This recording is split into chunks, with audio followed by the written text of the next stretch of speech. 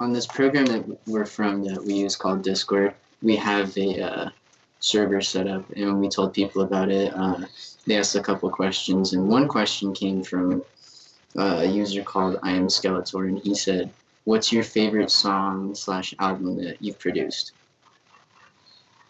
You mean out of all the songs? Yeah, just out of like everything that you've worked on. I don't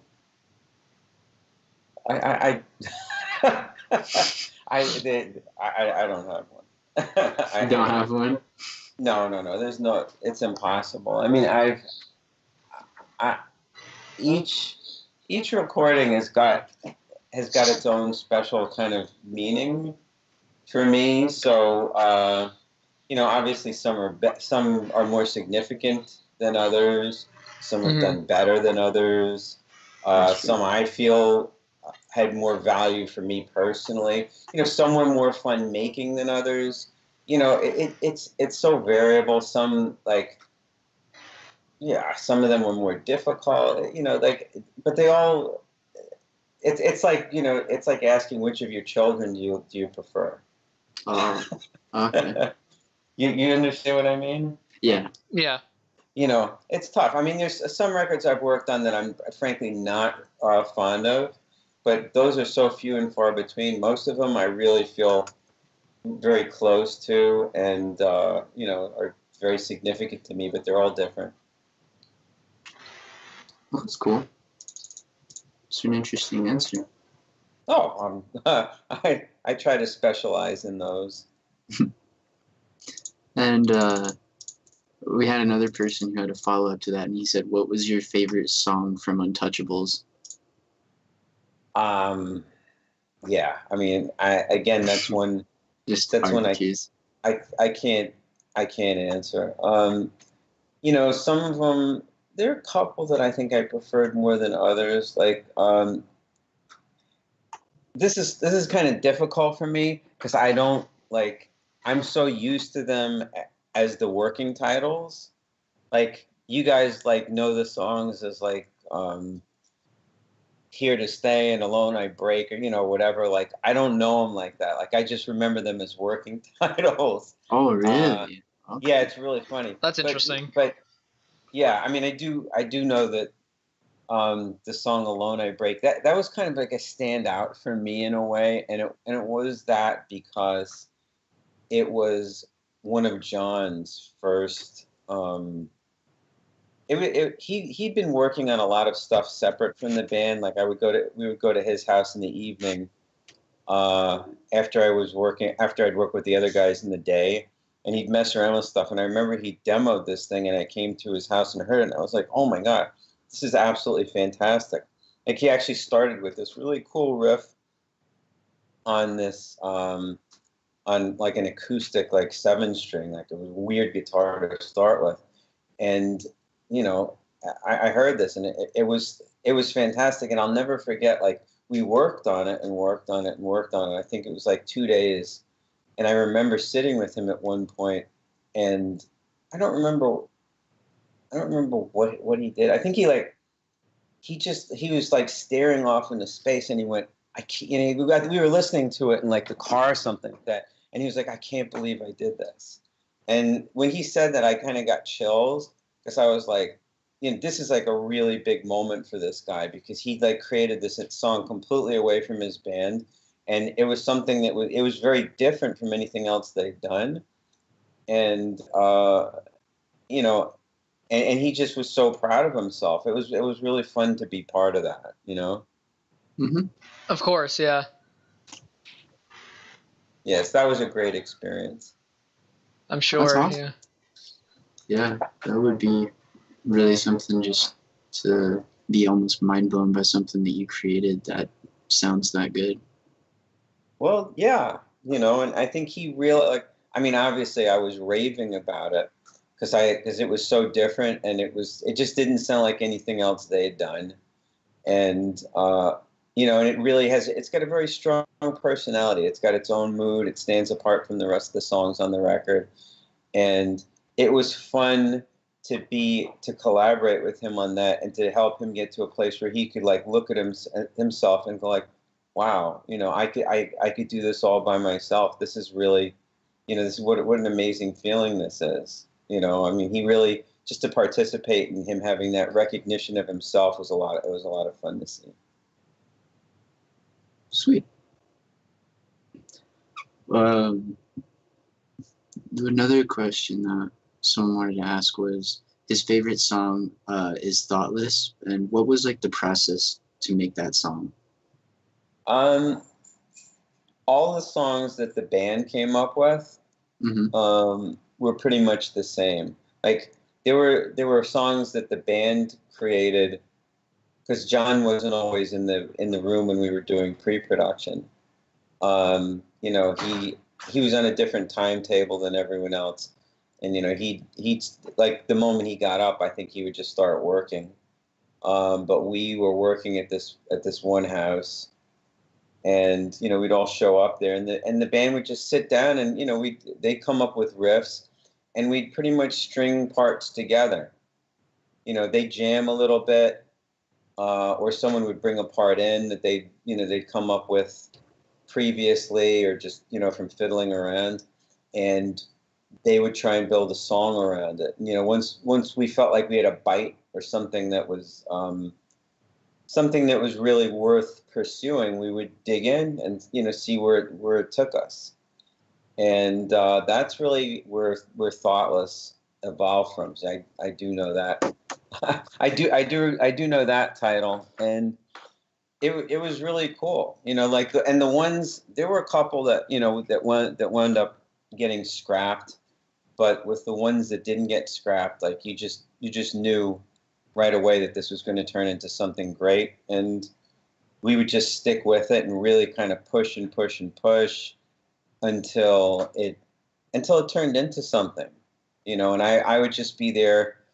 I'd be sitting in the room with them while they'd come up with these parts, you know, and I'd just be listening to what they were doing, and from time to time I'd comment on it. I'd kind of weigh in. I had to recognize, obviously, when my input would be more distracting than anything else. So I'd hold my tongue until the right time. But that was pretty much the process. You know, it was a straight on collaboration with the guys coming up with song parts, and me helping sort of direct the ship when I felt it really needed, like maybe it was going in the wrong direction, or a part was getting redundant, or, you know, I was helping them kind of from a structural and an arrangement perspective. It's cool. It's awesome. How did the process of like songs vary like with other bands you worked with? Because I know you worked with like Soundgarden and Marilyn Manson, so like how is it different like working with them versus like Korn?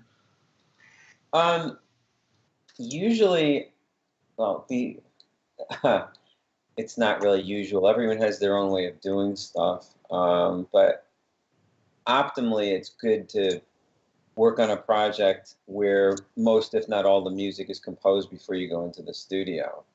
I think a lot of producers will take a project on once they've heard the material and can go, you know, okay, is this something I want to work on? Or I think as is more the case now, is this going to be a big hit and make me a lot of money? Yeah. You know, I mean, for me, working with a band like Korn, it was funny because Korn still were incredibly popular at that point, but it had the element of being a crapshoot as well, because they could make a really shitty record. You know, they were poised to kind of go either direction at that point. And obviously my commitment to them was to ensure that they made as good a record as they could possibly make. But I was walking into a situation where they had, it wasn't as if they didn't have anything. What they did send me was a CD with about 40 tracks on it. Only 2 of which contained anything that were even close to like structured pieces of music, but there were no melodies whatsoever. Everything else, apart from the first track and maybe one more, they were all just riffs or things that they'd been playing around with in a rehearsal studio. There were no songs that were completed at all. And really it took several months once we decided that we were going to work together to really get to a place where the band we're in a good mindset to be able to create anything. It was hard. They were dealing with a lot of distractions at that point, and it was really difficult for them to focus on what they needed to do. Their working environment was really bad, and that wasn't helping them either. So we had to really address all the issues that were holding them back from doing their best work. So there were a lot of hurdles to overcome when we made that record. Some of the other records I've done, like the Manson record, a lot of them, I think all but one track was finished by the time they asked me to do it. All I had to do was spend a couple of weeks with them doing pre-production, just changing arrangement issues, like tweaking stuff in some of the songs. And with Soundgarden, it was really a matter of, when I got involved, they actually didn't have all the songs for their record either. So I had to, rather than sit with them in rehearsal, which actually was pretty uncomfortable, we really discussed what material they needed, and they really set themselves to the task of coming up with the songs, which obviously they did. Well, that's really interesting because, obviously Untouchables became, one of Korn's, biggest records, and Soundgarden Superunknown is obviously, their biggest record, I'd say. So it's interesting because, both bands kind of, from, what you've described, all started with pretty much not a lot of material to work with, but then both ended up, having these huge, hits, Yeah. Well, I mean, that really speaks to the idea that if you want to make a great record, you have to work incredibly hard. I mean, obviously you need to be incredibly talented as well. Of course, yeah. I mean, some person with a laptop who has no musical talent, even if they study all kinds of recordings that they would like to sound like, it doesn't mean that they're going to make a great record. You need to be really good, and you hopefully need to have a lot of experience with it. But if you go into a recording half-cocked, and a lot of talented people do this, I've seen it happen. It doesn't matter how good they are. They're probably, I would say 99% of the time, they're going to walk out of the studio with a pile of shit. And I think a lot of people really don't think like this anymore, which is one reason why it's harder to make records like that now. I mean, also there's a tremendous deficit in the ability to be able to have enough resources. You don't really have enough resources to make records like that, where you can really sit and take the time. But people forget about this. They also forget about the fact that one of the things that unites both those records, and really every record I've ever done, is pre-production. You need a lot of time before you actually go into a recording studio to make a record. Time, which, the time that I sat with those guys in Korn, and we basically sketched out the entire record and demoed all the songs and got them where we wanted them. And John would get the song, and then he'd come up with his vocal melody ideas. All this stuff takes time. The time that it took us to do pre-production on Untouchables was about 7 months. That's a long time. Most people nowadays, in 7 months, the same band could probably make about 3-4 records, maybe 5, depending on who they are, in the time it took us to do only the pre-production on that record. But, that's what it took. That's what it required. With Soundgarden, it was more like 2, between the time that we started pre-production and the time we went in the studio. But again, it's all about pre-production. It's all about creating a foundation that you can build off of, that you can really work off of, because from there, you can see what the record's going to look like as a whole. You get a vision for it, and you can really move forward from there. If you don't have that, you're really flying blind, and you're gambling with everything. In my case, I would have been gambling with the band's career. And you know, they're paying me a lot of money to be able to do this service for them. I have to give them my best, and my best is to be able to provide them with my vision to help them get to where they need to be at that point in their lives. And that's what making those records is all about, you know. So you can't, to me, even though people don't even do pre-production in most cases these days, I feel that you can't make a record without it. That's awesome. Yeah, I see what you're saying, for sure. It's tough, you know. It really is. You know, how can you build a house without a foundation? Because that's really what you're asking someone to do if you don't provide time for pre-production. Exactly. You know, at the same time, for a record producer these days, like, they're not getting paid as much as they used to, and you got to do a lot of projects inside of a year if you want to make money. So, like, if you have 2 months to make a record and you're getting paid like a bare minimum anyhow, and you've got your overhead to deal with and stuff like that, you're not thinking about doing pre-production. You're thinking about how fast can I get in and out of the studio with these guys. You know, of course, to me, that's really irresponsible. I mean, I understand the perspective, and everyone needs to, you know, earn a living.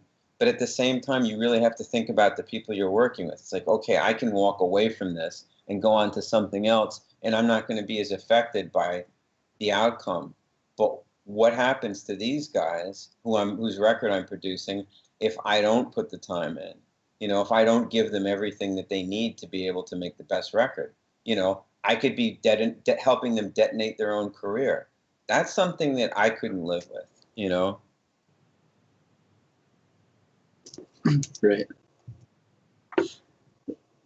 You know, I mean, also the other thing is, like, hopefully a person who's producing a record has a sense of responsibility to their own craft. Like, they want to feel like, for me, all right, I can't speak for anyone else, and I shouldn't either. It's not cool. But for me, like, I would like to be associated with records that are as good as they can possibly be, where people really kind of hit the, you know, the ultimate height of what their creative powers are at that particular point in time. And I guess that's the best you can really hope for, you know. So why wouldn't I want something that's got my name on it as well to be as good as it can possibly be? You know, it just stands to reason. And as a person in my position, you're contributing to, like, to the greater, I guess, lexicon of recorded music. So your contribution becomes, in a sense, a part of history. So if I'm contributing to music in any way, shape, or form, however meager my contribution may or may not be, I still would want it to be the best that it can possibly be. Of course, yeah. And you certainly are associated with, like, a lot of, like, huge records, like Marilyn Manson's Mechanical Animals, like, again, Korn's Untouchables, like Superunknown. So you've done a lot of, like, amazing work, like, in your career. Thank you. I appreciate that. Of course. Oh, actually, there was a another question that someone wanted to ask. Was it true that Korn spent almost like $1 million or over $1 million by the end of the recording for it because they had to rewrite the album? Rewrite the album? Like, apparently what they had to do was they finished it, but then they scrapped it and they started, like, the album over again. Like, was that true at all? Wow, that's the first time I've heard. You mean Untouchables? Yeah. That's the first time I've heard that. Oh, really? Okay. I think that whoever got that information might be confusing scrapping the record and doing it all over with the period of pre-production. I don't know. Okay. It took us a long time to get into the studio because we just had to accumulate the right amount of tracks and the best tracks that we could. But yeah, I mean, once we got into the studio and started recording, it was a done deal. All right. Yeah, no, we pretty much went full steam ahead after that. it was a long record to make. There's no question about it. But yeah, no, we didn't. We know once we started recording, nothing at all got lost or scrapped off that session. I mean, when you hear it, the record that you hear is pretty much the record that we began once we started recording. Alrighty. Gotcha. It's interesting to hear that, though. I had no idea that had ever that idea had ever been circulating. Yeah, there was something around the Korn bass for a while where that was like a thing where the album was scrapped at one point and then remade. I don't know if anyone could have dealt with the emotional like upheaval that would have caused. That would have been, I think, especially after the amount of effort that went into making the record. Yeah. You know, and how much so many of us had to put our personal lives on hold. I mean, my friend Frank Filippetti, who engineered the record with me, like he was away from home for, wow, I mean, the better part of a year. You know, he didn't get to see his wife, you know, pretty much for an entire year at that point. And I mean, the kind of stress that puts on people's personal lives is just it's absolutely impossible to describe. So yeah, no, yeah. Rest assured, nothing got scrapped. Okay. Well, thank you for clearing that up for a lot of people. I'm sure My pleasure. that helped out a lot. Good. What do you currently think about the state of nu metal and alternative metal? I don't think I'm the right person to ask, because I don't really listen to music based on genre. Oh, okay. Yeah, I mean, I'm not a fan of a specific type of music per se. And my tastes are so all over the place that yeah, I have too much ADD to be able to really kind of nail it down to a genre anyway. So I'm not really, I don't feel like I'm really qualified to respond. Okay. That's fair. Yeah, that's fair enough. So, how much input did you actually have with the writing and the arranging of the album, just with how rough the demos and ideas were before, like you got your hands on them? Well, as I said, I was in there once we got to Arizona. See, because we started working on music at their studio in Long Beach, and really, it became very apparent to me that they couldn't get any work done in Long Beach. It was just impossible. So we wound up deciding on a different locale that would take them out of California entirely, and they decided that they wanted to go to Arizona. So once we got set up there, we just started working. John had his set up in his bedroom. He had this enormous like bedroom in the house where we were staying, and he had an entire recording rig in there, and the rest of the band had all their stuff set up in the basement of another house, and I would go down into the basement with them to work every day, like 5 days a week. And then when they were done, I would go over to the big house where John was, and I would hang out there with him probably often until like midnight, 1, 2, 3 in the morning, until until no one could stand up anymore. So I was pretty much there through the whole thing, giving input, helping guide them through the writing process, through the song arrangements, in a lot of cases working with John when, I didn't really have input as far as his vocal melodies. Like when John would, I think he's so kind of tapped into whatever place he draws from that, I guess in some cases I could say, like, how about changing this note here, change this note there, but I might have made a couple of suggestions before he did anything, but I would say probably not. With John, it was really just a question of giving him something that he really enjoyed singing to and letting him just go crazy, you know, and add whatever he wanted to do. But yeah, I mean, I was participating in the creation of all the songs from pretty much the ground up. And when it came time to work on lyrics, I mean, I pretty much co-wrote a lot of them with John. So, you know, so that was, I think as far as writing goes, that was my primary contribution. Sweet. Awesome. Yeah. It's really cool and stuff. Did you happen to like learn anything in particular when you worked with Korn that you used like later on for any other bands, or no?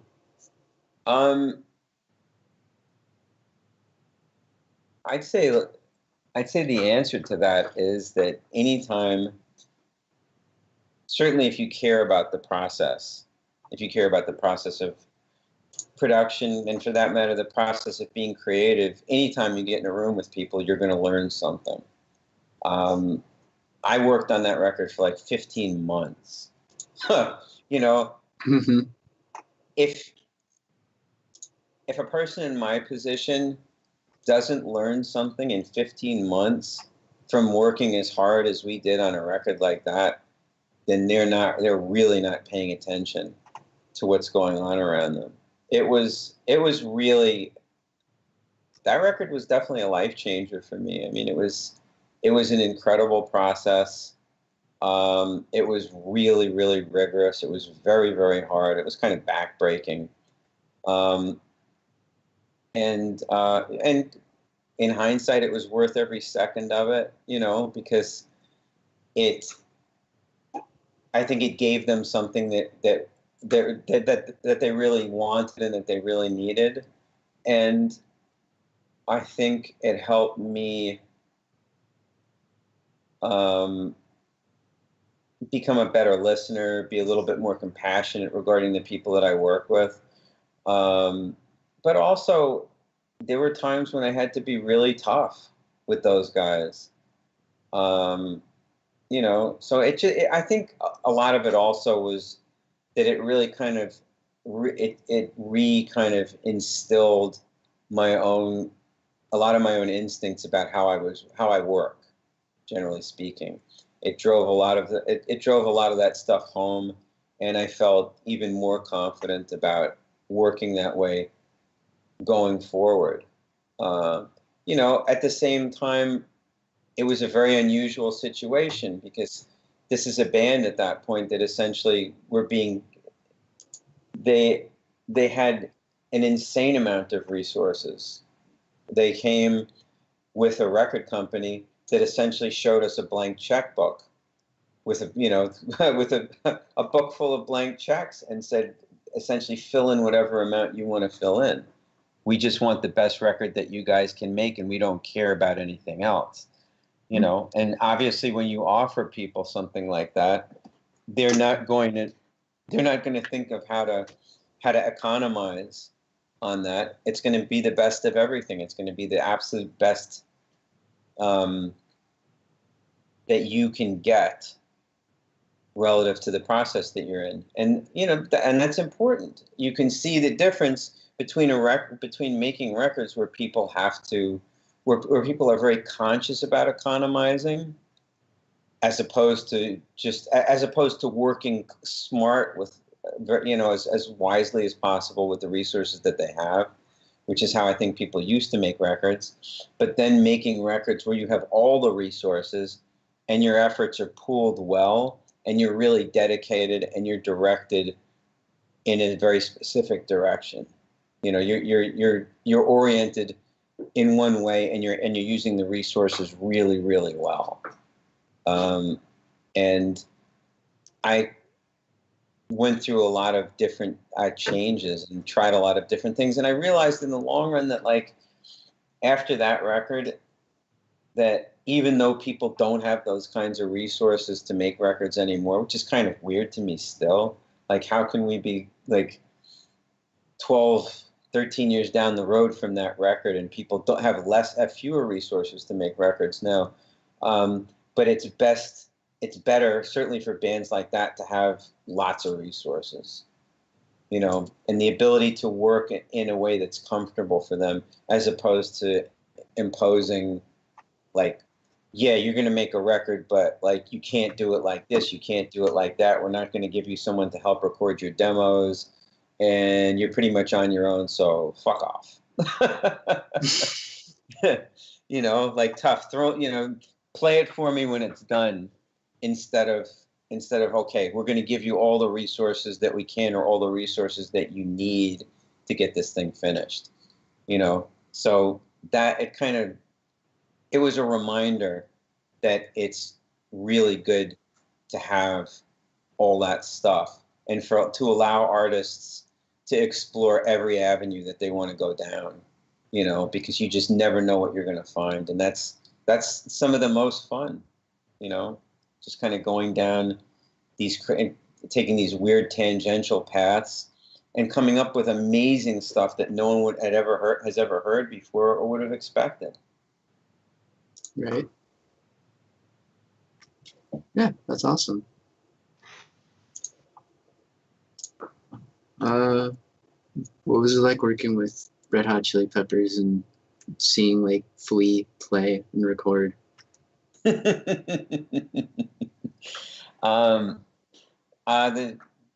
records that I made with them were very, very difficult records to make. I mean, it was funny because for a while I kept getting this. I developed kind of a reputation of working with people who were very hard to work with. Yeah.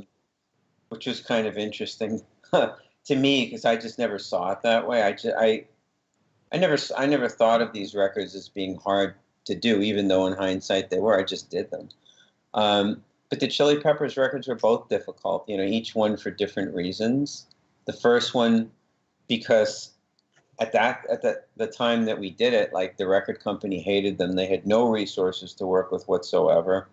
They could have easily fallen apart, and somehow we managed to triumph through adversity and make it what was at that point their most successful record. And then the next record, obviously, they had a different lineup, and it was really the beginning, in a sense, of where their career was going to go. And there were still problems making that record anyhow. So it was always a lot of drama with those guys.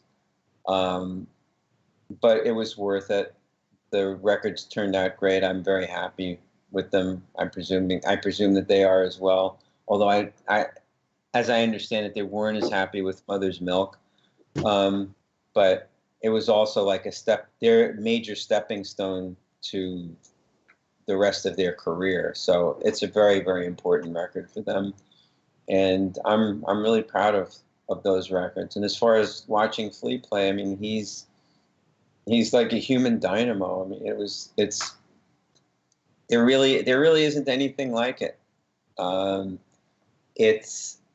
I haven't seen him for many years, and I certainly haven't watched him play or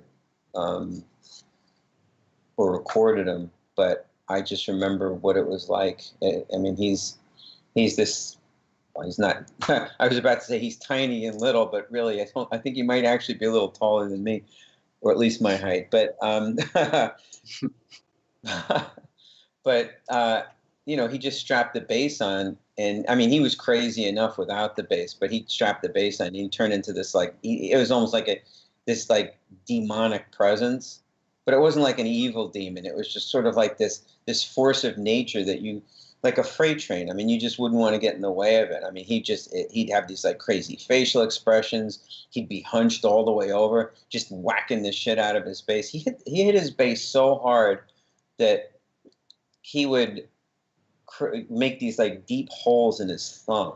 Like, I've never seen anything like that before. He showed me he had this hole in the side of his thumb that must have been a good 1/4 inch deep. There was no blood coming out of it. It was just a hole. Jesus Christ! It was like a little crevasse or something like that. It was the weirdest thing.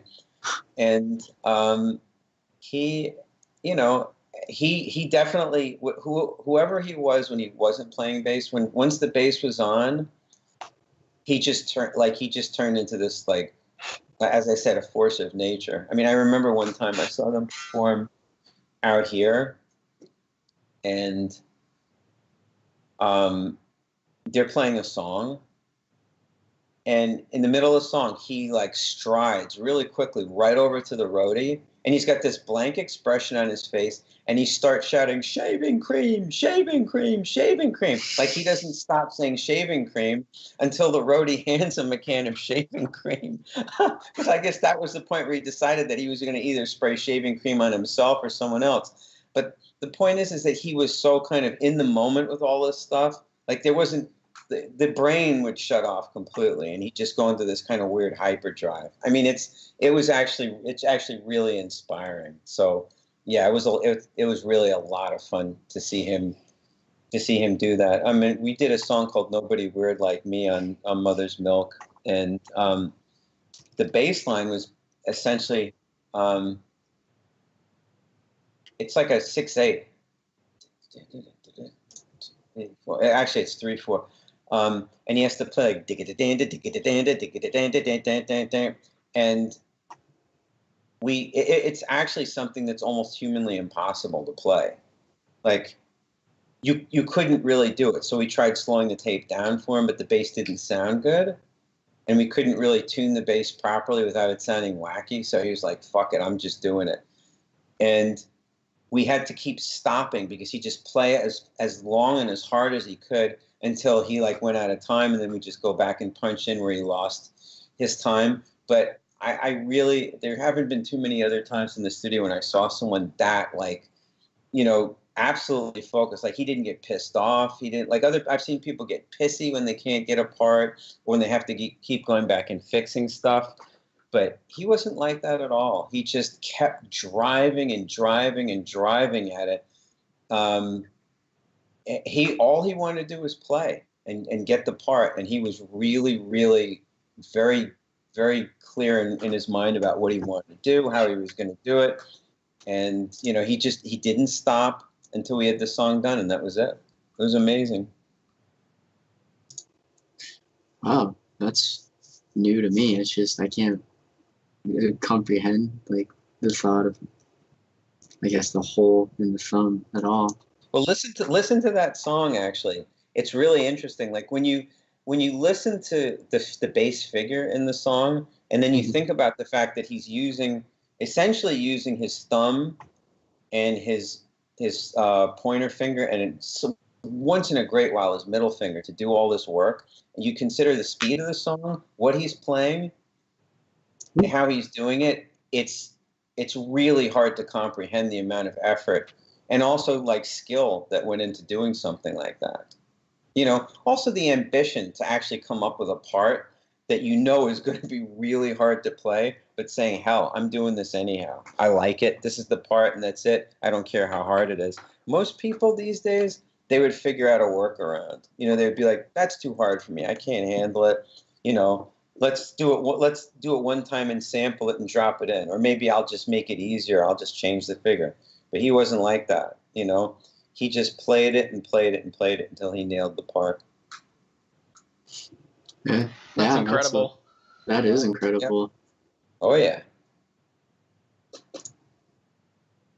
So, do you have any like thing you like to do aside from producing music? Like, what else do you like to do?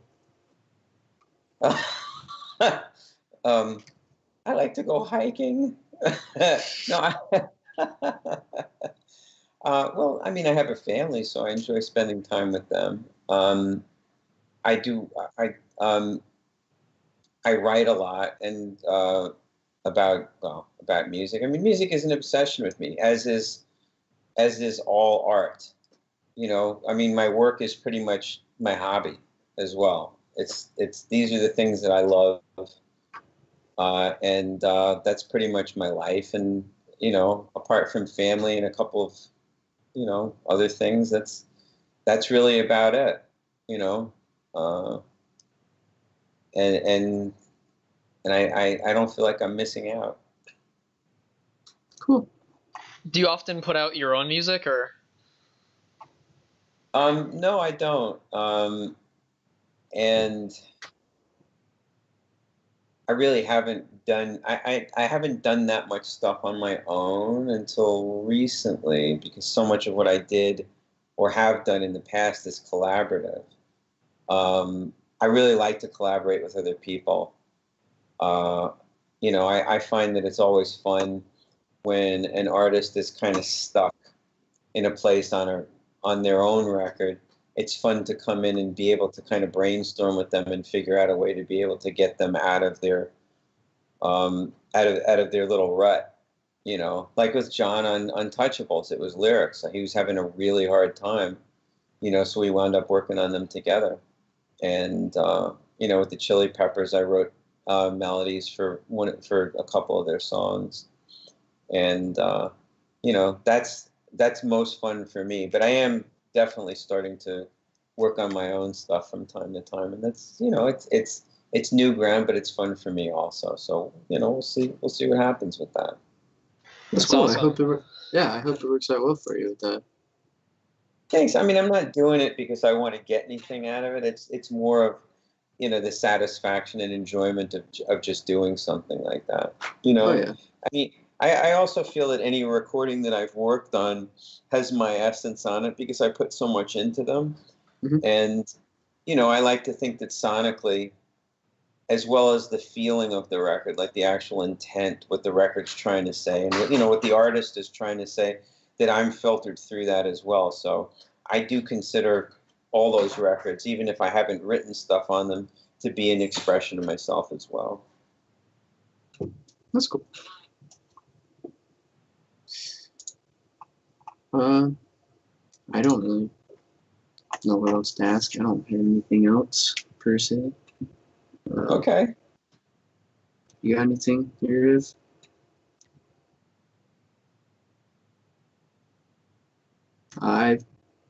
Actually, this isn't so much of a question, but it's more just people saying, Michael, please release all of the instrumental and recording sessions of Untouchables. Oh. Well, I'm doing a little bit of that. Gradually. Obviously, at the pleasure of the artist. But yeah, over time I'm putting out more of those. So cool. Look forward. So yes. Yeah. It's a cool thing. Yeah, definitely. Anything else? One of my friends actually had a question to ask you, and he asked if you could produce for any band, who would it be? Like whether they're like broken up or still together, like to this day. Oh God, I have no fucking idea. Like, is there any that you've funny. Like dreamed of like working with, like ever?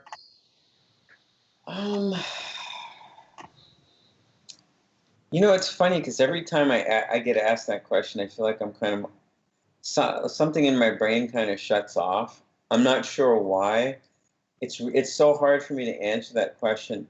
One of the reasons for that is that the process of deciding to do a record with an artist is really subjective. It's always based on a connection that I make hearing a person's music or meeting with them and kind of just feeling them out as an individual and going like, can I work with this person? So there's music of artists who I've been fans of, but I can't say. Well, I mean, there are even records that people have made where I'm just straight up jealous of what they've done. And I'm like, damn, I wish I'd made that record, But at the same time, like, I mean, for a Led Zeppelin record, like, yeah, damn, I wish I'd made that record. But like, am I going to go into a studio with Jimmy Page and try and upstage him? I mean, when he's in his prime in 1974, no. Like, no, those records would have been fine without me. I'm sorry to have to accept it, but I must. And it's, like, I can't really, again, I have to go back to the position of would my participation in something like that have made it better? I don't know. I think there are probably some records that I could have done a better job on than the people who did them. But by and large, the stuff that I like, nah. There's a reason why I am going to idolize a certain person's recording, because there's like a magic to it, and it's all about this. It's not just the songs, it's not just the performance, it's the singularity of what they did together in a collaboration. And I respect that completely. So that's a tough one for me to answer. There's so much music that I love and so many records that I look up to so much, but like I don't think that I could have or should have produced any of them. Yeah, I get you. Yeah. Yeah, I mean, just the same way if someone else had been in line to do Untouchables and had done the project instead of me, it wouldn't have turned out anything like that. I mean, well, I'd venture to say it wouldn't have been anywhere close. It would have sounded different. It would have had different songs on it. The whole you wouldn't the record that wouldn't have existed at all if someone else had done it. I mean, even the name aside, it would have had different songs. Because like my aesthetic is different than someone else who might have come in to produce the record. I mean, yeah. I was planning on pulling out all the stops on that record, and making something that would blow people's doors out. I mean, that was that was the record that I wanted to make with these guys, and I think that's what they wanted to do too. They just felt a little bit unclear about how they were going to get there, and Aren't you working that was today? the process. What's that? Nothing. Keep going. Oh, okay. I'm done now. Oh, sorry. That's okay. And I think a lot of people don't really realize how much a producer actually does, when it comes to the final version of a record. Like you were saying earlier, a producer can really make or break the record. And you were saying if you didn't put in as much time or effort into Untouchables, then that you could have completely destroyed Korn's career. But since you had such a passion for the project, it was them, but also you who really made that album how great it turned out in the end. Well, you're this is my perspective. Not everyone makes records like I do. Not everyone sees things the way I see them. Of course, yeah. To me, it's 100% collaborative effort.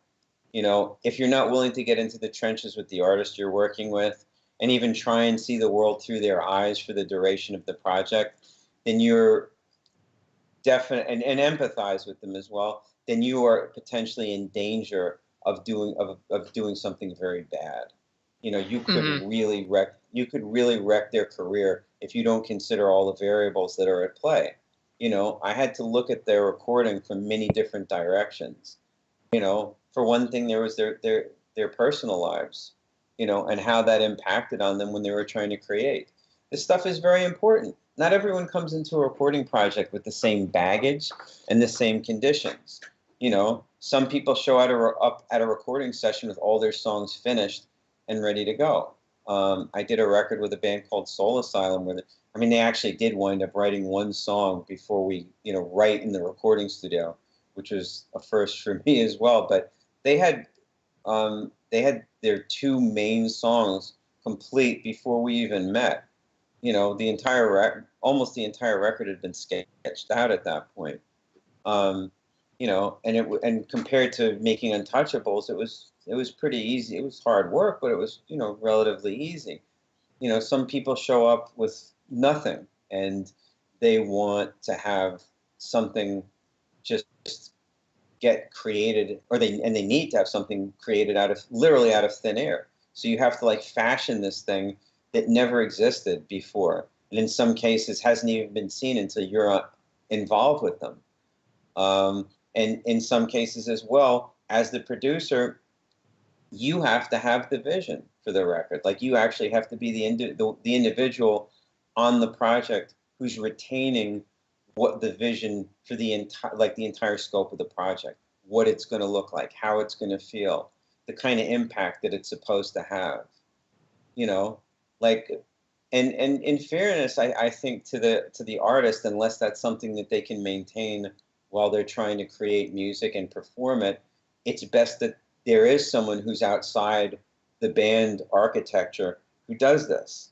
It's an insurance policy, excuse me, and it's a way that you have a guarantee that there's some kind of consistency to the end product.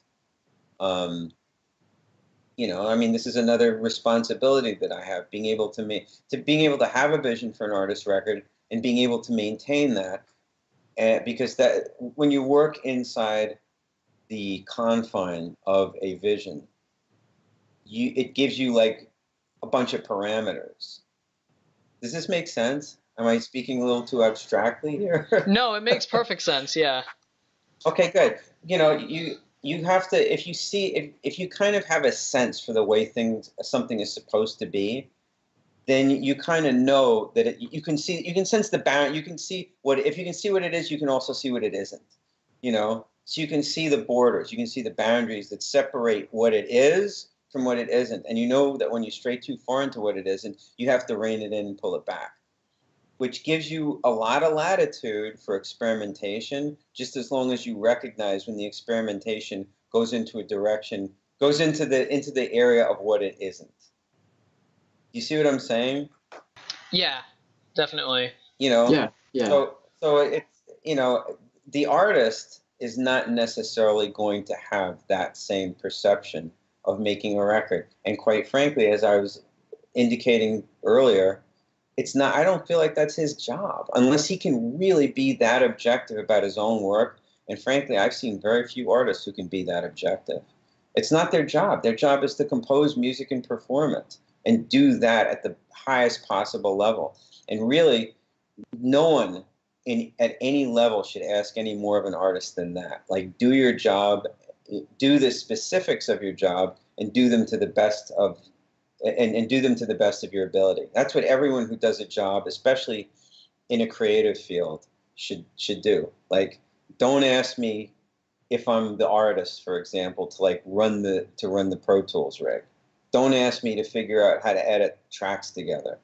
You know, tell me I got to write a song, tell me I got to perform it, but don't tell me that I have to place a microphone. Don't tell me I have to engineer my own project, because that's spreading me thin. That's making me think about shit that I don't want to have to think about. And it's forcing me to have to forget about the things that I should be thinking about. Do you see what I'm saying? Yeah. Mm-hmm. I do. Okay, good. I hope I didn't go off too far in a tangent someplace. You're fine.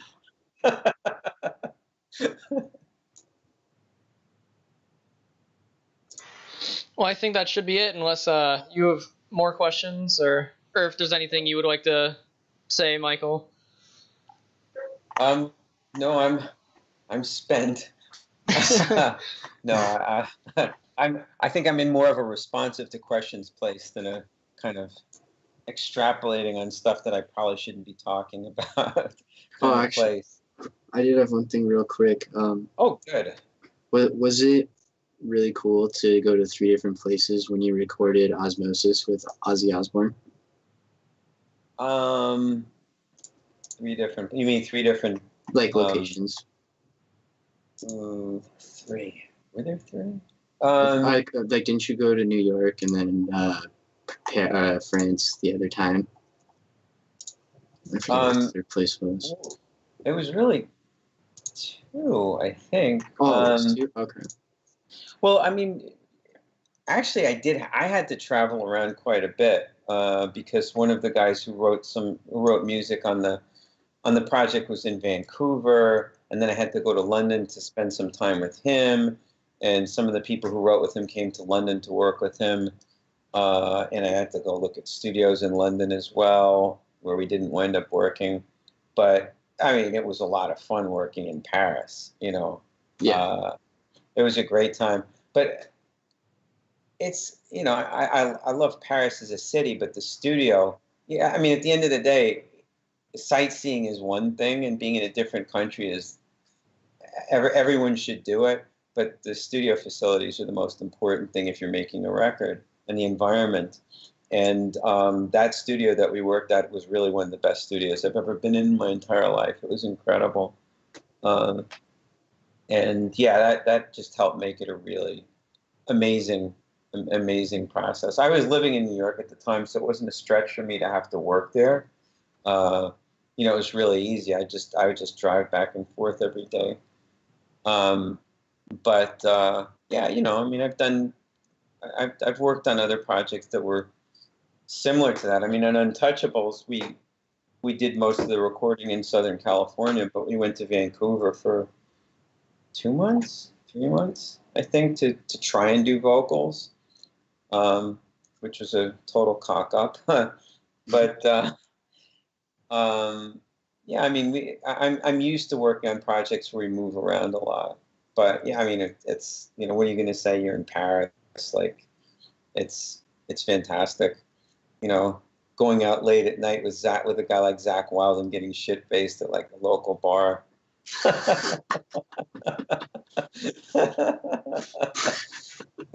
Who at that time was probably the funniest human being I'd ever met in one of the funniest people I'd ever met in my entire life. Yeah, I hear a lot of great things about him. He was, when we did Osmosis, I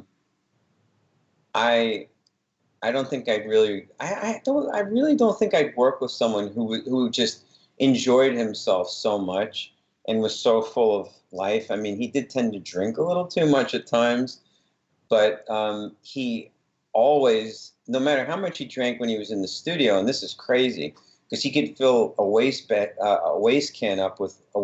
basket up, excuse me, with beer, with empty beer cans, you know, by, I'd say, late afternoon. And you know, it would literally be overflowing with empty beer cans, and they were all his. Because I don't like people drinking when they're on the job, but you know, you're not going to stop Zach if he wants to have a beer. But he would be able to do his job, and it was as if nothing was happening at all.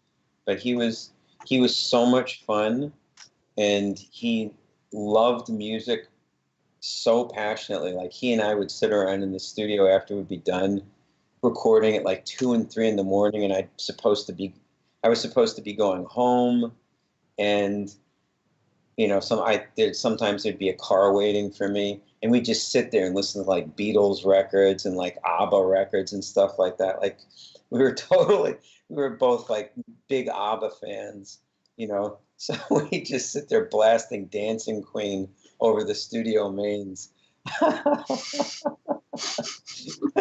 And we'd just be like nudging each other going, "Did you hear that? Oh my God, that's amazing."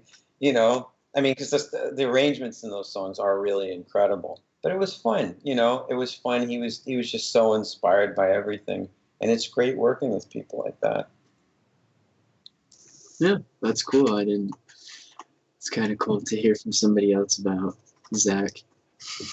Well, yeah. No, we had a lot of fun making that record. It was great. Just once again, thanks again for taking time out of your day to do this and stuff. Myself, your Ev, and everyone else that got that question answered, appreciate it a lot. Terrific. And I also learned a whole lot today that I'll be sure next time I listen to Soundgarden, I'll be like, I know the truth behind this album now. Yeah. Yeah, it's interesting learning that stuff. Well, I'm glad it was enjoyable for you guys. It certainly was for me, and I'm glad you guys got something out of it. Yeah. I had a lot of fun.